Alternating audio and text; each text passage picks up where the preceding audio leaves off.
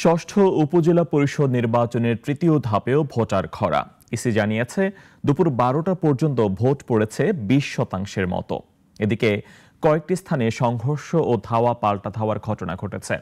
প্রতিনিধিদের পাঠানো তথ্য ছবিতে বিস্তারিত জানাচ্ছেন জয়ন্ত কর্মকার। তৃতীয় ধাপে চট্টগ্রামে 4 উপজেলার ভোট গ্রহণ চলছে। বোয়ালখালীতে 2 চেয়ারম্যান প্রার্থীর সমর্থকদের মধ্যে ধাওয়া পাল্টা ধাওয়ার ঘটনা ঘটে, আটক হয়েছেন একজন।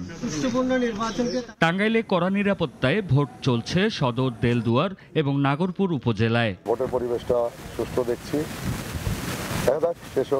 বগুড়ায় সদর উপজেলায় ভাইস চেয়ারম্যান পদের ভোট স্থগিত করেছে ইসি। নমুনা প্রতীকের সঙ্গে ব্যালট পেপারের প্রতীকের অমিল থাকায় এমন সিদ্ধান্ত নেওয়া হয়। রংপুরে সদর ও গঙ্গাচড়া উপজেলায় কর্মকর্তা ও আইনশৃঙ্খলা বাহিনীর সদস্যদের ব্যাপক আনাগোনা থাকলেও ভোটার নেই। আমার 1991-এর মধ্যে 20টা ভোট এ পর্যন্ত পড়েছে। লক্ষ্মীটারে সুস্থভাবে ভোট হইতেছে, কোনো গ্যামজাম নাই। একেবারে নিঃসন্দেহে ভোট দিয়ে চলিয়েছে। কুমিল্লার 4 উপজেলায় সকালে ভোটার উপস্থিতি কম থাকলেও বেলা বাড়ার সাথে সাথে উপস্থিতি খানিকটা বেড়েছে। আর কক্সবাজারের উখিয়া, টেকনাফ ও রামু এই 3 উপজেলায় ভোটার উপস্থিতি ছিল একেবারেই কম।